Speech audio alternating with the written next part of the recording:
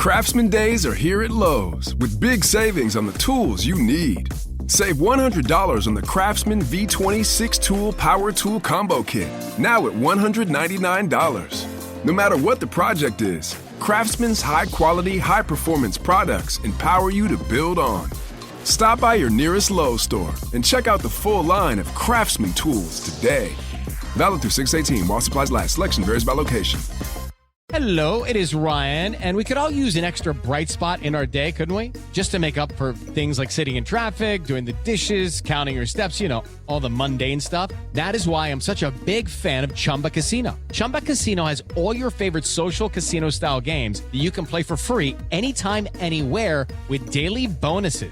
That should brighten your day a little. Actually, a lot. So sign up now at ChumbaCasino.com. That's ChumbaCasino.com. No purchase necessary. VGW Group. Void where prohibited by law. See terms and conditions. 18+. This is SpaceTime, Series 28, Episode 65, for broadcast on the 30th of May, 2025. Coming up on SpaceTime, a new theory of gravity which brings the long-sought-after theory of everything closer to reality. Is there a hot side to the moon? And astronomers discover white dwarf pulsars for the first time. All that and more coming up on SpaceTime. Welcome to Space Time with Stuart Gary.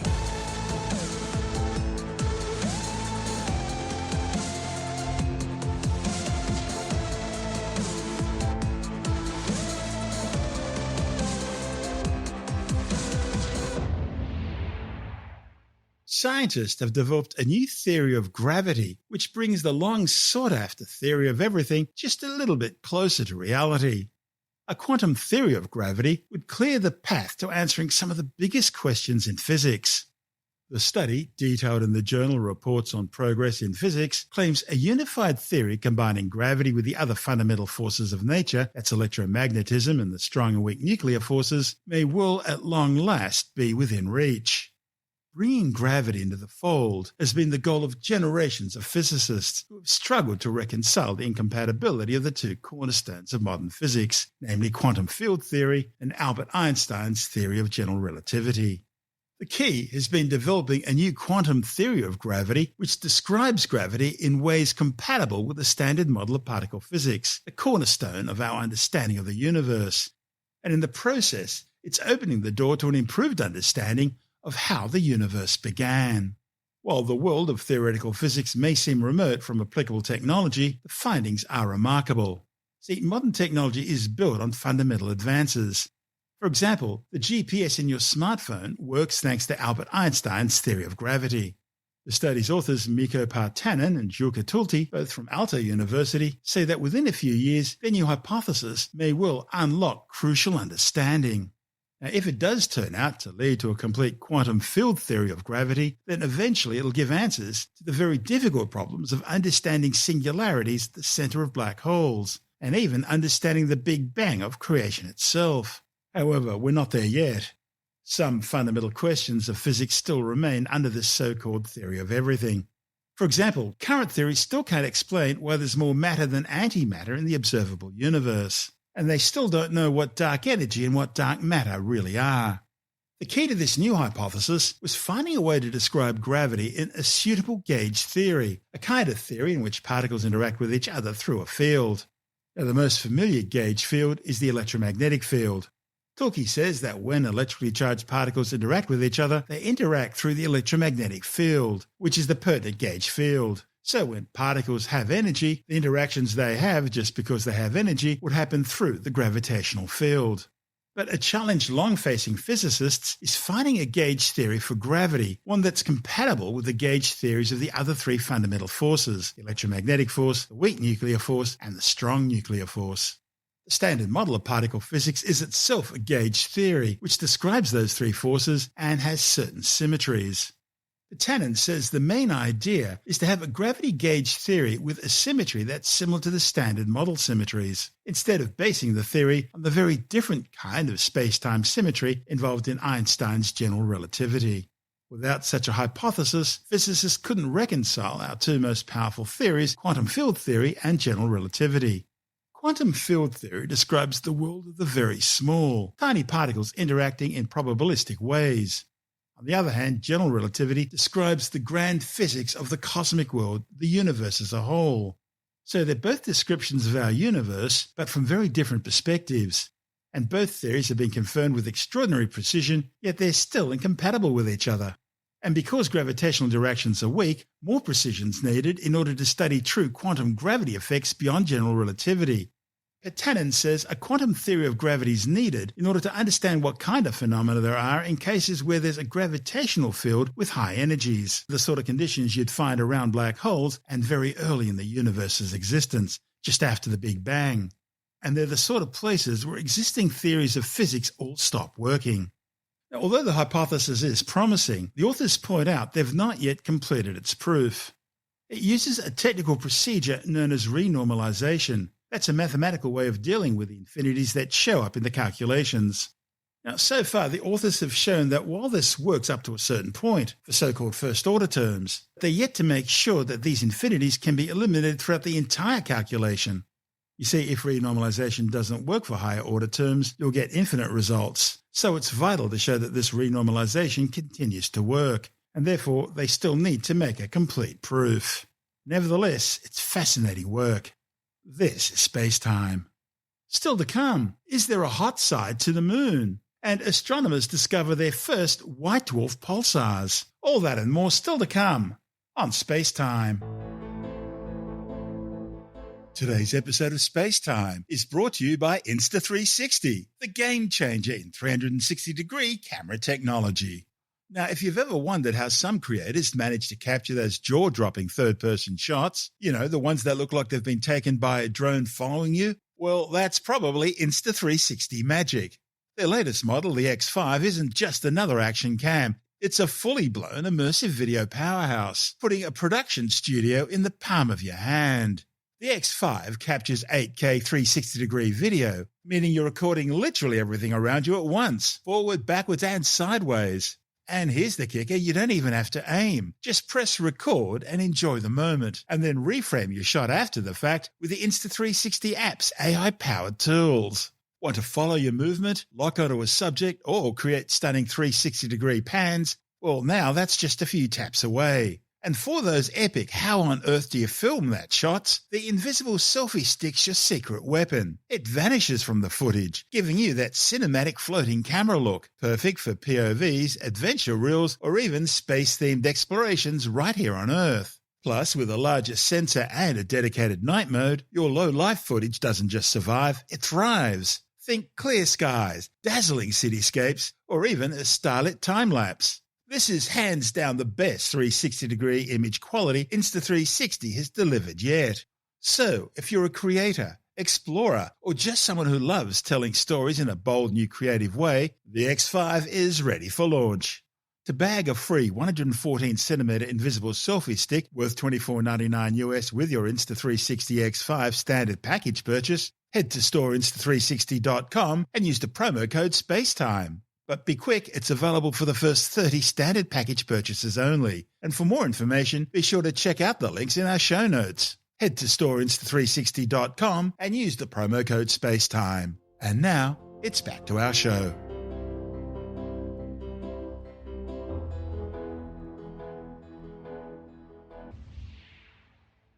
A new study claims the moon's near or Earth-facing side is actually hotter than its far side. The findings, reported in the journal Nature, are based on data from NASA's GRAIL spacecraft and the twin Ebb and Flow spacecraft, which have been studying the moon from orbit. Our moon is gravitationally tidally locked to the Earth. That means the same side always faces our planet. Even more fascinating is the dichotomy of the moon, which has long intrigued scientists. You see, there are notable differences in geology, volcanism, and crustal thickness between the lunar near and far sides.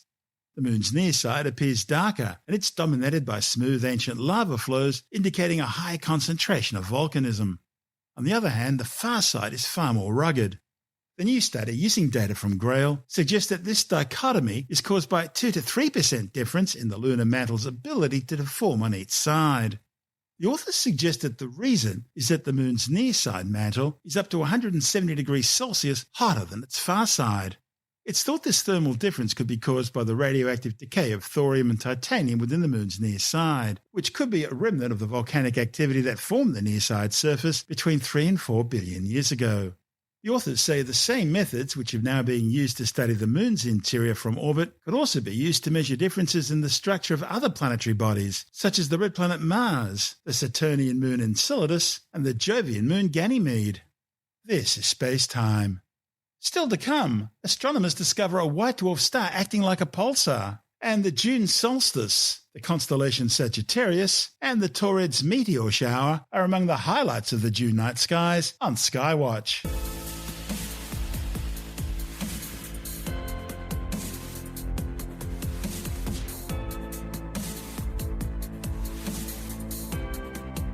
It is Ryan Seacrest here. There was a recent social media trend which consisted of flying on a plane with no music, no movies, no entertainment. But a better trend would be going to ChumbaCasino.com. It's like having a mini social casino in your pocket. Chumba Casino has over 100 online casino-style games, all absolutely free. It's the most fun you can have online and on a plane. So grab your free welcome bonus now at ChumbaCasino.com. Sponsored by Chumba Casino. No purchase necessary. VGW Group. Void where prohibited by law. 21 plus. Terms and conditions apply.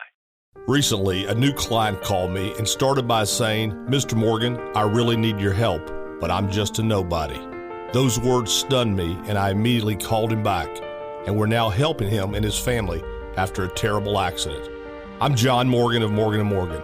Everybody who comes to our firm at their time of need is a somebody. I grew up poor, but my grandmother was like a queen to us.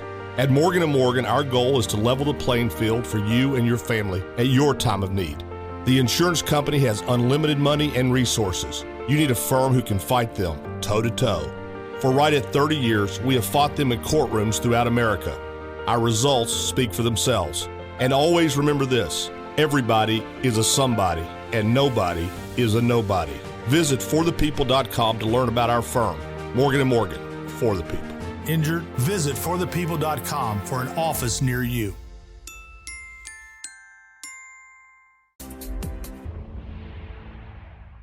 A white dwarf and a red dwarf have been discovered closely orbiting each other and emitting radio pulses every 2 hours. The findings, reported in the journal Nature Astronomy, mean that neutron stars are no longer the only stellar bodies that emit such pulses. Now, a key factor in this discovery could be the way the binary pair is spaced unusually far apart from each other. Thanks to follow-up observations using optical and X-ray telescopes, the study's authors were able to determine the origin of these pulsars coming from this binary system with certainty. The findings are important because they're helping to explain the sources of these strange radio emissions, which are found right across the Milky Way galaxy. This is SpaceTime.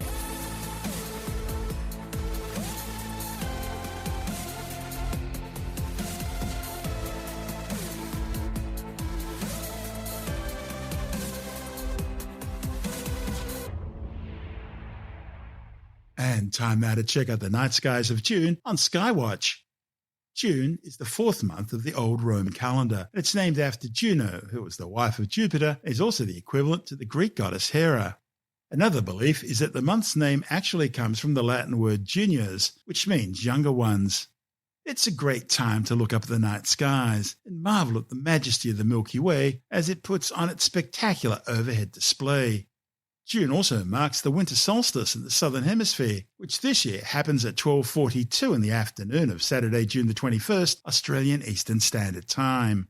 That's 10:42 in the evening of Friday, June the 20th, US Eastern Daylight Time, and 2:42 in the morning of Saturday, June the 21st, Greenwich Mean Time.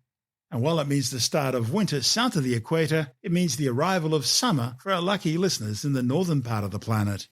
The June solstice occurs when the sun reaches its most northerly point in the sky as seen from Earth, zenith appearing to be directly above the Tropic of Cancer. See, Earth's seasons are governed by the tilt of the planet's axis as it journeys around the sun. Now, the Earth's axis is always pointing the same direction in space, regardless of the position of the planet Earth as it orbits around the sun. So, on the day of the June solstice, Earth's south pole is tilted by 23.5 degrees away from the sun, while the North Pole is tilted by the same amount towards the sun, the sun rising in the northeast and setting in the northwest. Of course, 6 months later, when the South Pole is tilted towards the sun, it's the southern hemisphere's summer. And in between, we have the autumn and spring equinoxes. Temperatures on Earth aren't determined by Earth's orbital distance from the Sun, but rather the angle of the Sun's rays striking the Earth. So in summer, the Sun's high in the sky and the rays hit the planet at a steep angle. In winter, the Sun's lower in the sky and the rays strike the Earth at a far shallower angle. Now, in most parts of the world, the seasons begin on the day of the solstice or equinox. However, Australia is weird. Here, seasons begin on the first day of a specific calendar month. That means the 1st of March for autumn, the 1st of June for winter, the 1st of September for spring, and you guessed it, the 1st of December for summer. Okay, let's check out the stars. Well, almost overhead this time of the year, we find the constellation Virgo. Virgo is named after the goddess of justice and the harvest in ancient Greek mythology, who used her scales to weigh good and evil. However, she became so disenchanted with the evil deeds of men, she wound up throwing away her scales and retreated to the heavens. Now, interestingly, the ancient Egyptians also associate Virgo with agriculture. There, she was the goddess Isis, who sprinkled the heads of wheat across the sky, forming the Milky Way. To science, Virgo is a tightly packed region containing some 2,000 galaxies, all gravitationally bound into a giant galaxy cluster some 60 million light-years away. In fact, our own local group of galaxies, dominated by the Milky Way and Andromeda, are outlying members of this group. The Virgo cluster is at the heart of what's known as the Virgo supercluster, a massive galactic node in the large-scale cosmic web-like structure of the universe. The mass of the Virgo supercluster is so great that its gravity generates the Virgo-centric flow, causing our Milky Way galaxy as well as Andromeda and all the other members of the local galactic group to move towards the supercluster at around 400 kilometers per second. And that's despite the accelerating expansion of the universe over cosmic timescales. The Virgo supercluster is now thought to be a lobe on an even larger galactic supercluster called Laniakea, the centre of which is known as the Great Attractor. Despite the Virgo cluster's size, it's so far away from us it's hard to see without a decently sized backyard telescope. You'll need something at least 100 millimeters in diameter or larger in order to see it. Now, if you look directly straight up at zenith, you'll see the constellation Corvus the Crow. Greek mythology tells us that Corvus could talk to humans, but he was a lazy bird, and so Apollo took away his ability to speak and banished him to the heavens. One of the most spectacular highlights of the constellations Virgo and Corvus is the spectacular Sombrero Galaxy M104. Visible with a good pair of binoculars or a small backyard telescope, this stunning spiral galaxy is seen almost edge-on, and it will provide you with a spectacular backlit view of its galactic bold stars and the molecular gas and dust lanes in its arms. M104 is located some 31 million light-years away, and it's moving away from the Milky Way at about 1,000 kilometers per second. A light-year is about 10 trillion kilometers, the distance a photon can travel in a year at the speed of light, which is about 300,000 kilometers per second in a vacuum and the ultimate speed limit of the universe. The Sombrero Galaxy has a diameter of around 50,000 light-years, making it about 30% the size of our Milky Way galaxy. It's surrounded by up to 2,000 globular clusters, and it has an active central supermassive black hole at least 1 billion times the mass of our Sun. Now, by comparison, Sagittarius A star, that's the supermassive black hole at the centre of our own galaxy, has just 4.3 million times the Sun's mass. Globular clusters are either the central remnants of smaller galaxies cannibalised by larger ones, or alternatively, they're tight balls comprising millions of stars, which were all originally formed at the same time in the same collapsing molecular gas and dust cloud. By the way, the brightest star in Virgo is Spica, a spectroscopic binary located some 250 light-years away. Spectroscopic binaries are stars that are orbiting so close together they can only be told apart by their individual spectrographic signatures. Now, looking about 20 degrees above the western horizon early in the evening this time of the year, you'll find the fourth brightest object in the sky, the dog star Sirius. Only the Sun, the Moon and the planet Venus look brighter. Looking to the northwest, or right of Sirius, you'll find another fairly bright star, Procyon, the brightest star in Canis Minor, the lesser dog. In Greek mythology, Canis Major and Canis Minor were Orion's hunting dogs. Procyon is a binary star system. It comprises a spectral type F main sequence white-yellow star, Procyon A, and a faint white dwarf companion, Procyon B. Main sequence stars are those undergoing hydrogen fusion into helium in their cores. Astronomers describe stars in terms of spectral types, a classification system based on temperature and characteristics. The hottest, most massive and most luminous stars are known as spectral type O blue stars. They're followed by spectral type B blue-white stars, then spectral type A white stars, spectral type F whitish yellow stars, spectral type G yellow stars, that's where our sun fits in.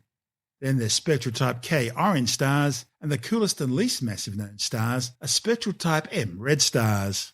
Now each spectral classification can also be subdivided using a numeric digit to represent temperature, with 0 being the hottest and 9 the coolest.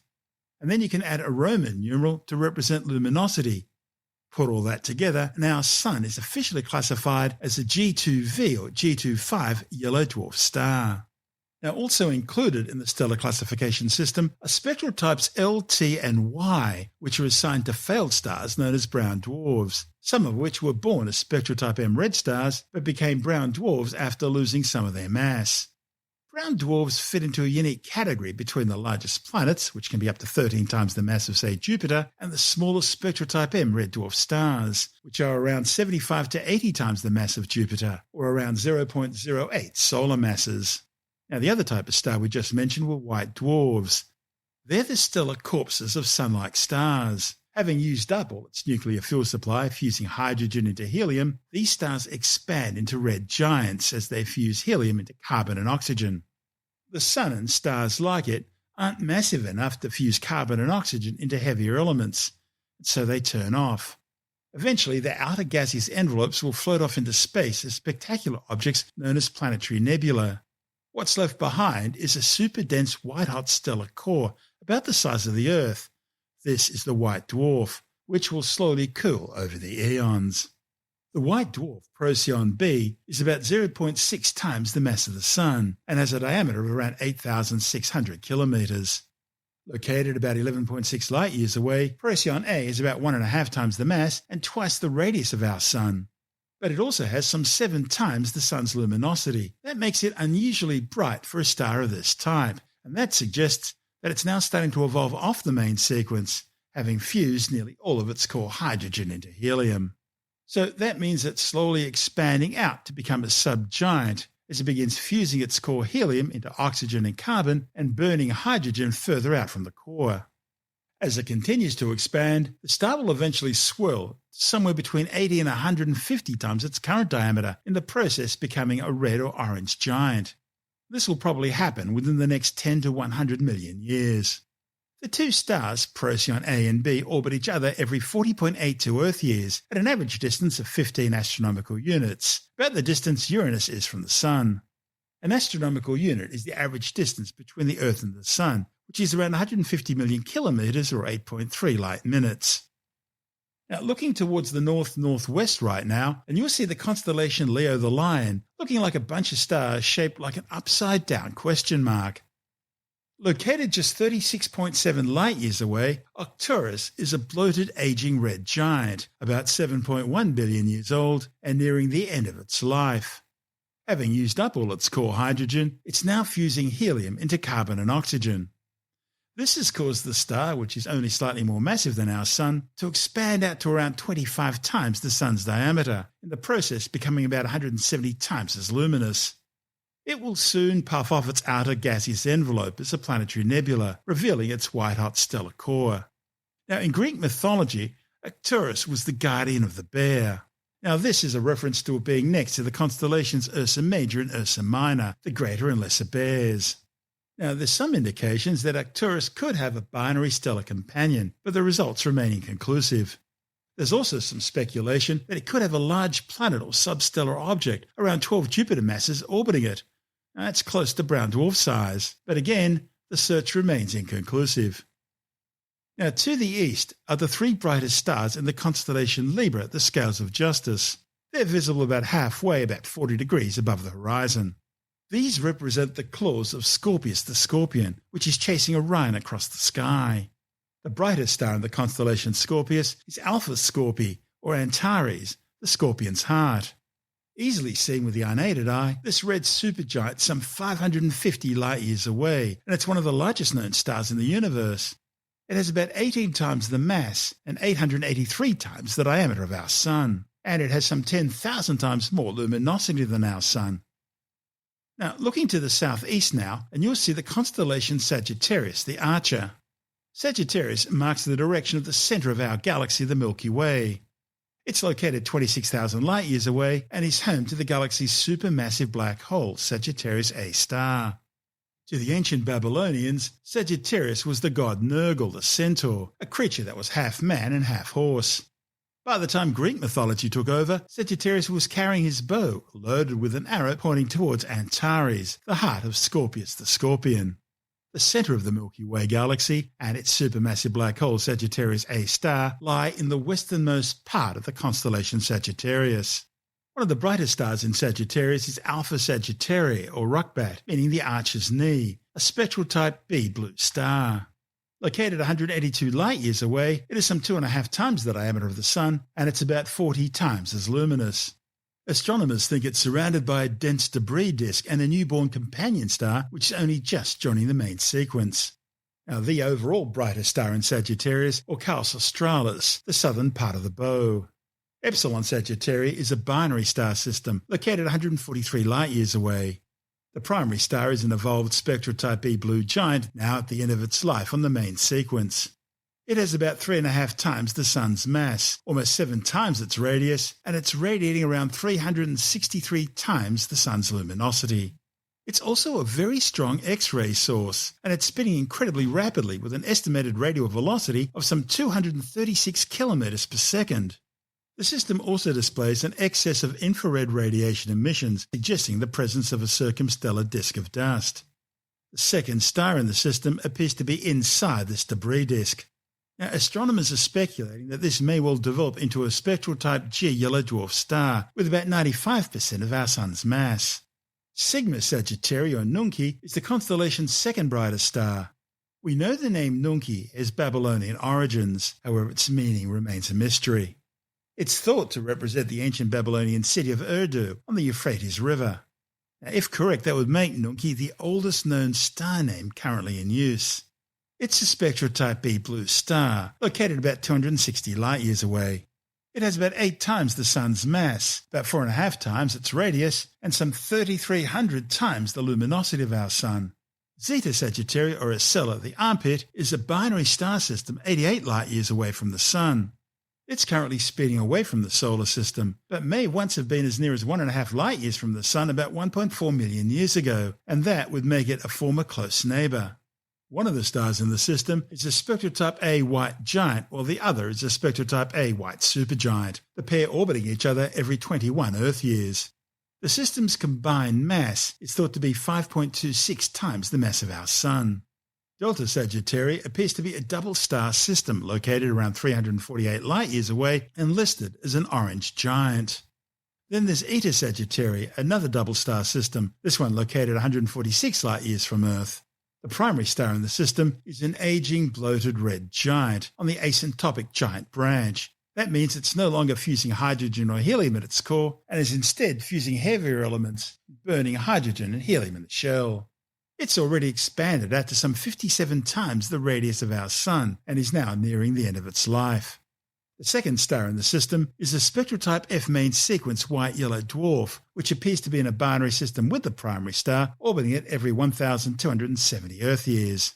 Pi Sagittarii, or Abalda, is a triple star system located 510 light-years away. The primary star in the system appears to be a spectral type F white-yellow giant, which has exhausted its core hydrogen and so is now off the main sequence and evolving into a red giant. We know Pi Sagittarii has 2 nearby companions, but little's known about either of them. Beta Sagittarii, or RCAP, the Achilles tendon, is the designation shared by 2 separate star systems. One's about 378 light-years from Earth, the other 139 light-years away. Beta Sagittarii A is a spectral type B blue dwarf star, while Beta Sagittarii B is a white-yellow giant. Lying nearly at the very centre of the constellation Sagittarius is Nova Sagittarii, which was only discovered in 2015 and, as its name suggests, is a nova, a white dwarf in a binary system with another star which is constantly drawing material off its companion. Now, once enough material reaches the surface of the white dwarf, this added mass triggers a thermonuclear explosion, causing the star to suddenly light up like a beacon and then slowly begin fading again over the following weeks and months. Now, this blast isn't strong enough to destroy the white dwarf, only the additional material that it's picked up. And with this additional material now burnt off, the same cycle can start over again, and the process can repeat itself on timescales ranging from every few years to tens of thousands of years apart. Ryan Seacrest here. When you have a busy schedule, it's important to maximize your downtime. One of the best ways to do that is by going to ChumbaCasino.com. Chumba Casino has all your favorite social casino games like spin slots, bingo, and solitaire that you can play for free for a chance to redeem some serious prizes. So hop on to ChumbaCasino.com now and live the Chumba life. Sponsored by Chumba Casino. No purchase necessary. VGW Group. Void where prohibited by law. 21 plus. Terms and conditions apply. Recently, a new client called me and started by saying, "Mr. Morgan, I really need your help, but I'm just a nobody." Those words stunned me, and I immediately called him back, and we're now helping him and his family after a terrible accident. I'm John Morgan of Morgan & Morgan. Everybody who comes to our firm at their time of need is a somebody. I grew up poor, but my grandmother was like a queen to us. At Morgan & Morgan, our goal is to level the playing field for you and your family at your time of need. The insurance company has unlimited money and resources. You need a firm who can fight them toe-to-toe. For right at 30 years, we have fought them in courtrooms throughout America. Our results speak for themselves. And always remember this, everybody is a somebody, and nobody is a nobody. Visit forthepeople.com to learn about our firm. Morgan & Morgan, for the people. Injured? Visit forthepeople.com for an office near you. The Sagittarius constellation also hosts many star clusters and nebulae, including some of the best-known astronomical objects in the sky. These include the Lagoon Nebula Messier 8, a spectacular pink emission nebula located 8,000 light-years away, which measures 140 light-years by 60 light-years across. The central area of the Lagoon Nebula is also known as the Hourglass Nebula because of its distinctive shape. The shape's caused by matter propelled by a massive star forming in a region known as Herschel 36, one of the few star-forming nebulae that's possible to see with the unaided eye. The Lagoon Nebula was instrumental in the discovery of what are known as Bok globules, more than 17,000 of which have now been found in the nebula. Astronomers believe Bok globules contain embryonic protostars destined to eventually become new stellar generations. Probably the best-known nebula in Sagittarius is Messier 17, the Horsehead Nebula. It's located 4,890 light-years away and is a dense region of ionized atomic hydrogen. Also known as the Omega or Swan Nebula, it spans some 15 light-years in diameter and has some 800 times the mass of our Sun. It's considered one of the brightest and most massive star-forming regions in our galaxy, with a geometry very similar to the Orion Nebula, except that it's viewed edge-on rather than face-on. The open star cluster NGC 6618 is embedded within the nebulosity, and it causes the gases of the nebula to shine due to intense radiation from these hot young stars. Open star clusters are loosely bound groups of a few thousand stars, which were originally all formed in the same molecular gas and dust cloud, but are not as tightly bonded together as the stars in globular clusters. It's thought open clusters generally survive for a few 100 million years, with the most massive ones surviving for maybe a few billion years.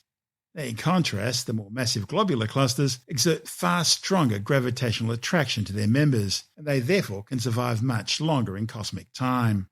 The nebula is thought to contain over 800 stars, including more than 100 of the largest, most massive spectral type O and B blue stars. More than 1,000 additional stars are now being formed in the surrounding molecular gas and dust clouds. It's also one of the youngest known clusters in the galaxy, with an age of just 1 million years. The cloud of interstellar material forming the nebula is roughly 40 light-years in diameter, and it's thought to contain some 30,000 solar masses. Another famous nebulosity is the Trifid Nebula Messier 20. It's another large star-forming emission nebula containing many very young hot stars. Located somewhere between 2,000 and 9,000 light-years from Earth, the Trifid Nebula has a diameter of around 50 light-years. Now, the outside of the Trifid Nebula is a bluish reflection nebula, while the inner region is glowing pink thanks to ionized hydrogen. There are 2 dark bands dividing the Trifid Nebula into 3 regions or lobes. Hydrogen in the nebula is being ionized by a central triple star system, which formed in the intersection of the 2 bands, creating the characteristic pink color. Other star-forming regions, such as NGC 559, which is located 5,000 light-years from Earth, contain both red emission and blue reflection regions. This grouping of the Lagoon Nebula, the Trifid Nebula, and NGC 6559 is known as the Sagittarius Triplet. Another spectacular sight in Sagittarius is the Red Spider Nebula NGC 6537. It's a planetary nebula some 8,000 light-years from Earth. It has a prominent two-lobe shape. Now, this could be due to a binary companion or possibly magnetic fields, and has an S-shaped symmetry with the lobes opposite each other appearing similar. The central white dwarf, remnant to the original star, produces a powerful 10,000-degree hot 3,000 km per second stellar wind. And that wind's generating 100 billion kilometre high waves of supersonic shocks, which are formed as local gas is being compressed and heated in front of the rapidly expanding lobes. Atoms caught in the shock front are radiating invisible light, giving the nebula its unique spider-like shape and also contributing to its expansion. The star at the centre of the Red Spider Nebula is shrouded by a dust shell, making its exact properties hard to determine. We think it has a surface temperature of around 25,000 degrees, although temperatures of up to 500,000 degrees can't be ruled out, which would make it one of the hottest white dwarf stars known. Now, if you look directly south this time of year, you'll find the star Polaris Australis, or more accurately Sigma Octantis, the nearest star to the southern celestial pole, and consequently the counterpart to the North Star Polaris. However, Sigma Octantis is much harder to see than Polaris because it's much fainter. Located some 270 light-years away, it's now an orange giant nearing the end of its life. Turning to the southwest, just above the horizon, and we find Canopus, the second brightest star in the night sky after Sirius. It's located some 310 light-years away and is the brightest star in the constellation Carina the Keel. Canopus is a supergiant, some 9 times the mass of the Sun and some 71 times its diameter. The month of June also marks the first of 2 annual encounters with the Taurids meteor shower. The Taurids are generated as the Earth passes through a debris stream left by the comet 2P Encke, which itself could be pieces of a much larger comet that broke apart around 20,000 to 30,000 years ago, most likely following numerous interactions with the powerful gravitational field of the planet Jupiter. As their name suggests, the Taurids' radiant, or apparent point of origin, is in the constellation Taurus the Bull. The Taurids meteor shower is made up of larger, more massive material, think of pebbles instead of dust grains. Earth passes through this stream twice every year, once in June, then again in October, when they're referred to as Halloween fireballs. The Taurids release material, both by normal cometary activity and occasionally through close encounters with the gravitational tidal forces exerted by the Earth and other planets. And all this makes the Taurid stream of material the largest in the inner solar system. Now, since this meteor stream is rather spread out in space, planet Earth takes several weeks to pass through it, causing an extended period of meteor activity compared with the much smaller periods of activity by other meteor showers. Now, included in the Taurid stream is a denser flow of gravelly meteors called the Taurid swarm, and they're thought to be a ribbon of rocks roughly 75 million kilometres by 150 kilometres across and held in orbit by Jupiter's gravity. Now, occasionally, planet Earth passes through the larger meteors in this denser Taurid swarm. And one of the larger chunks in the Taurid swarm is now thought to have caused the infamous Tunguska event in the skies above Siberia on June 30th, 1908. The Tunguska event is now believed to have been the airburst of a 100-metre-wide meteor in the skies above the Tunguska region of Russia, resulting in mass devastation over a 2,000 square kilometre region of forest, turning trees into matchsticks. In fact, the blast was so bright it lit up the night sky in London a third of the way around the planet. The Tunguska event remains the largest known Earth impact event of a meteor in recorded modern times. Now, it's always been considered to be a 1-in-1,000-year event, assuming a random distribution of events over time. But there's a problem with that because of these new studies suggesting the event may have been caused by a Taurid swarm meteor, and with the Earth passing through the Taurid swarm periodically, it changes the odds considerably. Now, if this new study is correct, the swarm heightens the possibility of a cluster of large impacts on Earth over a short period of time. Now, further complicating matters, the June Taurids are actually 2 separate showers.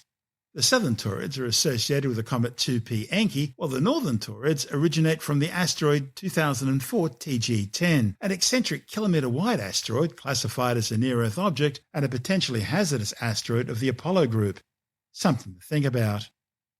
Joining us now for the rest of our tour of the night skies of June is science editor Jonathan Nally. G'day, Stuart. Yeah, well, it's June, so June evenings start off with the constellation Orion, low in the west. So Orion's one of our favourite constellations, isn't it? I love Orion. Everyone loves Orion.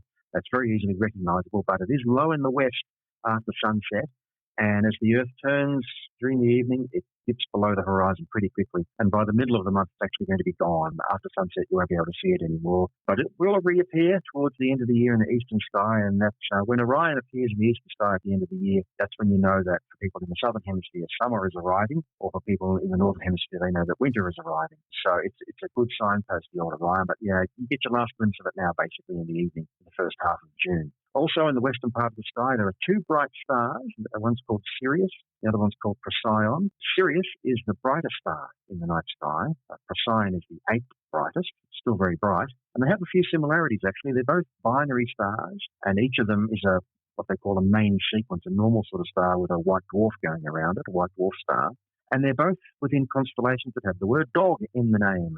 Sirius is in the constellation Canis Major, or the greater dog, and Procyon is in the constellation Canis Minor, or the lesser dog.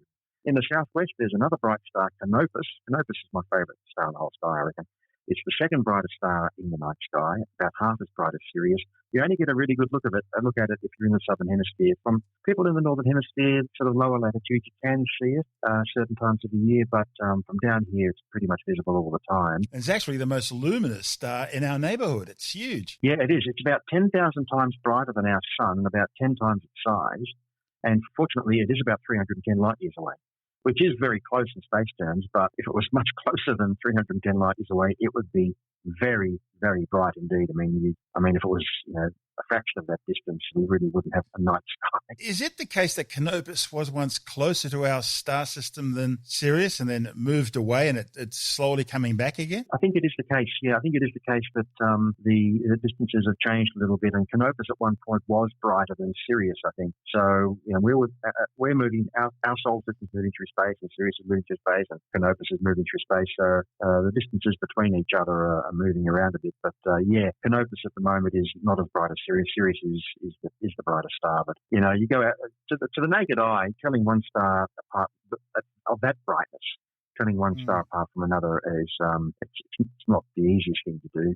If you get a good look at both and you say, well, Sirius is brighter, but they both are very, very bright. But yeah, I don't know. Canopus is just one of my favourites, really. I guess because it was one of the first stars I identified when I was a kid, and because it's a nice bright star, far down in the southern star, we sort of got it all to ourselves, sort of thing. So it's just got a sort of a sentimental value for me. We're very lucky in the southern hemisphere, aren't we? Oh, we're super lucky in the southern hemisphere. We've got lots of bright things. We've got the centre of the Milky Way galaxy overhead, and we've got the Magellanic Cloud galaxies. There are plenty of good things, which is not to say that there aren't plenty of great things in the northern sky as well, but we do have a few extras, it seems, down here that makes it a bit special. Now, high in the south, about 2/3 of the way up from the horizon down in the south, you've got the Southern Cross this time of year, and it's standing upright for a change, because a lot of the year it's either upside down or on its left side or on its right side or whatever, but around about now it's pretty much standing upright. Nearby, you've got the pair of stars known as the two pointers, Alpha and Beta Centauri. We talk about those a lot on the show. The Milky Way runs right through this region of the cross. It's sort of heading from east to west across the sky. And there are plenty of star clusters and nebulae for amateur astronomers to enjoy looking along its length. Even with a pair of binoculars, with a telescope, it's great, particularly if you've got one that gives you a wide field of view. But just binoculars, it's really superb along there. You do need dark skies, though. The city skies do make it very, very hard with all the light pollution. Now, if you do have really dark skies and you've got a clear southern horizon, you might be able to see two smudges of light above the southern horizon, and those are these Magellanic Clouds I was talking about earlier. These are small, odd-shaped galaxies that are very close to the Milky Way. They're the nearest sizable galaxies to our own, and you can see them just with the naked eye. If you've got dark skies and you let your eyes get adapted to the dark, they just look like clouds. They look like tiny clouds, hence their name, Magellanic Clouds. There's actually a bit of a push on to rename them, do away with the name Magellan, because, in keeping with the way things are these days, Mr. Magellan, or at least the voyage that he was on, was not too kind to some of the people and places that they visited on their around-the-world trip. So, in the spirit of that, some people are trying to have those clouds renamed. Small and large Milky Clouds, or something along that line, sort of similar to the Milky Way. So we'll see how far that gets. In the northern half of the sky, as seen from the southern hemisphere at least, it does seem a bit bare this time of year, but there is the bright star Arcturus, which you can see about halfway up from the northern horizon, and you've got another bright star that's reasonably overhead from the latitude of, say, Sydney. That star's called Spica. And as the night goes on, though, you'll see that things have changed because the Earth is rotating. By midnight, Sirius has already set in the west. The brightest star has already set in the west. And a couple of other bright stars have appeared in the north. You've got Vega and Altair, which are very famous stars. They appear in lots of science fiction and TV series, those sort of things. And there's another star in the southeast, actually, another one like very far in the southeast, down the southern sky. It's one of these ones that you see really only from the southern hemisphere. It's called Achernar. And that's actually another one of my favourite stars. Again, probably just because it's sort of special because it's only visible from the south. And the Milky Way, which was stretching, as I said, was stretching east-west sort of horizontally across the sky, it's now stretching from the northeast to the southwest sort of diagonally across the sky. That's just because the Earth is turning and we get a different perspective. Now, turning to the planets, what have we got? Well, we've got Jupiter at the moment is out of view. It's too close to the sun to be seen. That'll be that way for a little while. The same goes for Mercury, actually. Although if you are lucky, and by lucky I mean if you've got a good clear horizon and there's no buildings and trees and things in the way, you might just be able to spot Mercury very low above the western horizon after the sun has set in the last week or so of June. Other than that, it's very, very close to the sun and very hard to see. Around mid-evening time, after it gets dark, Mars can be seen about halfway up from the horizon very easily. It's a sort of looks like a red star or an orangey reddish kind of star. As I say, about halfway up from the horizon to the north if you're viewing from the southern hemisphere, or to the south if you're viewing from the northern hemisphere. So see if you can spot that one. If you want to spot Saturn, you have to stay up a bit later. It rises above the eastern horizon about 1:30 a.m. at the beginning of the month, and by about midnight at the end of June, which is a bit past my usual bedtime these days. But if you're out and about late, you should be able to spot it quite easily. It's fairly bright, has a slightly yellowish tinge.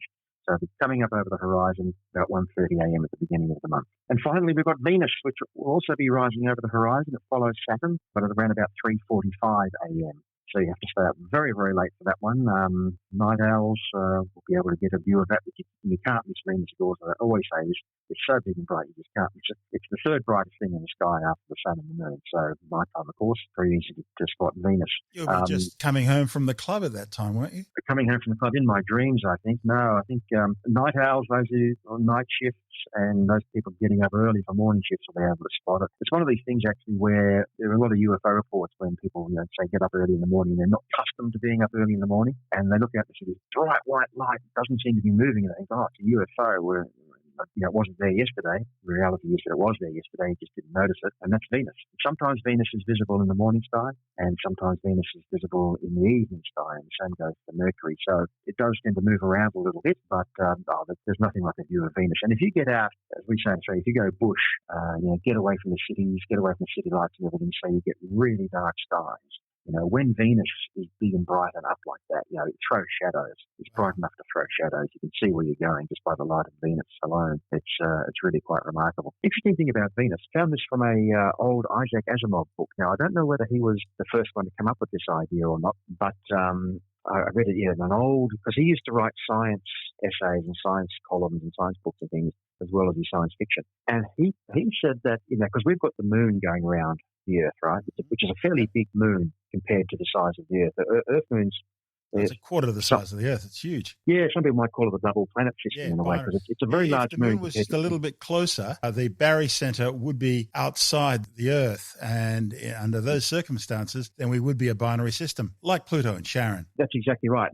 Now, what he proposed in this article was, and this could have changed the course of history actually if this had happened, was that if the moon hadn't formed around Earth, if instead it had formed in orbit around Venus, and Venus is about the same size as the Earth, then at the distance of Venus, when the moon was at its furthest from Venus, you would be able to see, just with the unaided eye, you would be able to see Venus and its moon, its theoretical moon or hypothetical moon, separated on the night sky, and you would see that moon's position changing from night to night, and you would be drawn to the inescapable conclusion that small dot was circling the larger dot, right?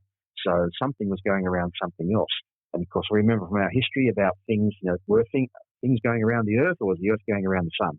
So the sun going around the Earth, or Earth going around the sun. And for a long time, of course, it was people had the wrong idea. Galileo and Copernicus before him. Yeah. Well, see, it took until Galileo looking through his telescope to see that the moons were going around Jupiter. So something else, and yet it moves, and something's going around Jupiter. Well, if the moon had formed in orbit around Venus, then we would have known since antiquity, since prehistoric times, that something was going around something else out there in space, and therefore we would have known that not everything goes around the Earth, in other words.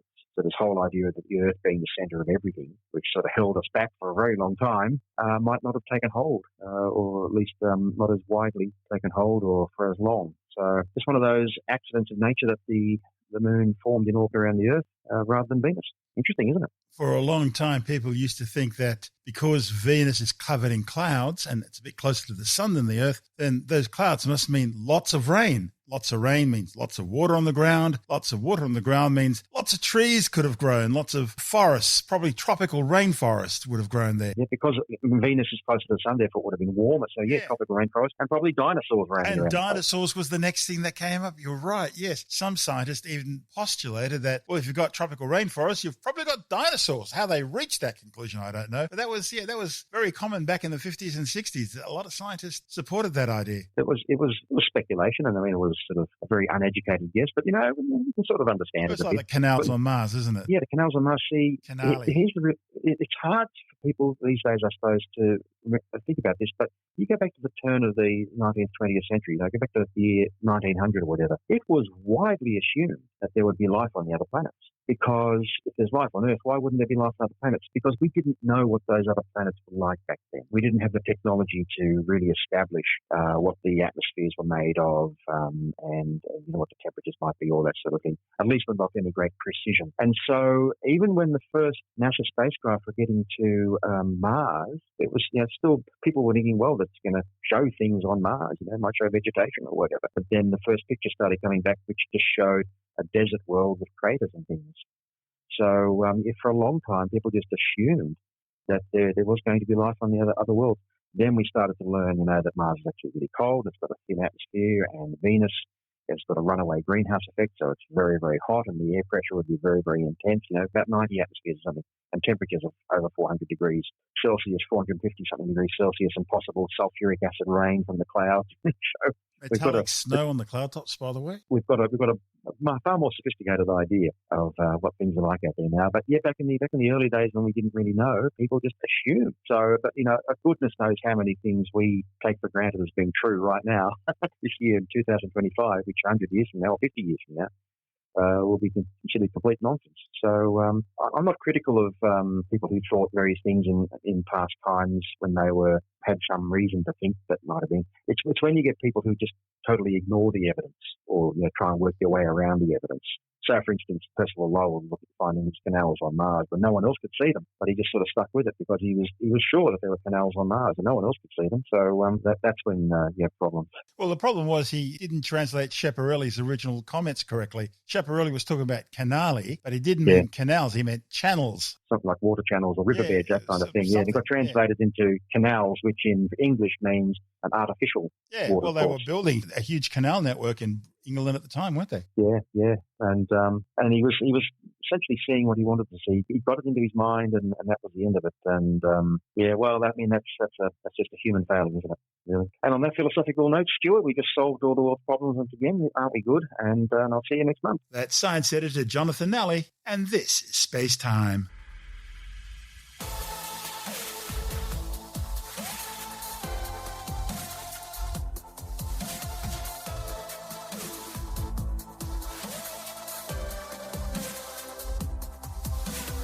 And that's the show for now. SpaceTime is available every Monday, Wednesday and Friday through Apple Podcasts, iTunes, Stitcher, Google Podcast, Pocket Casts, Spotify, Acast, Amazon Music, Bytes.com, SoundCloud, YouTube, your favorite podcast download provider, and from spacetimewithstuartgary.com. SpaceTime's also broadcast through the National Science Foundation on Science Zone Radio and on both iHeartRadio and TuneIn Radio. And you can help to support our show by visiting the SpaceTime store for a range of promotional merchandising goodies, or by becoming a SpaceTime patron, which gives you access to triple-episode commercial-free versions of the show, as well as lots of bonus audio content which doesn't go to air, access to our exclusive Facebook group, and other rewards. Just go to spacetimewithstuartgary.com for full details. You've been listening to SpaceTime with Stuart Gary. This has been another quality podcast production from Bytes.com. Hey everyone, this is Carrie Champion, the host of Naked Sports. The all-new 2025 Nissan Armada Pro 4X provides freedom. Freedom to explore, to go wherever you want, with your whole crew and all your toys. With a twin-turbo V6 engine, 8,500 pounds of towing capacity, and seating for 8, this unshakable fortress of a vehicle is built to take you on your next adventure. Drive the all-new 2025 Nissan Armada today. Learn more at nissanusa.com. Intelligent four-wheel drive cannot prevent collisions or provide enhanced traction in all conditions. Always monitor traffic and weather conditions. Hello, it is Ryan, and we could all use an extra bright spot in our day, couldn't we? Just to make up for things like sitting in traffic, doing the dishes, counting your steps, all the mundane stuff. That is why I'm such a big fan of Chumba Casino. Chumba Casino has all your favorite social casino-style games that you can play for free anytime, anywhere with daily bonuses. That should brighten your day a little. Actually, a lot. So sign up now at ChumbaCasino.com. That's ChumbaCasino.com. No purchase necessary. VGW Group. Void where prohibited by law. See terms and conditions. 18+.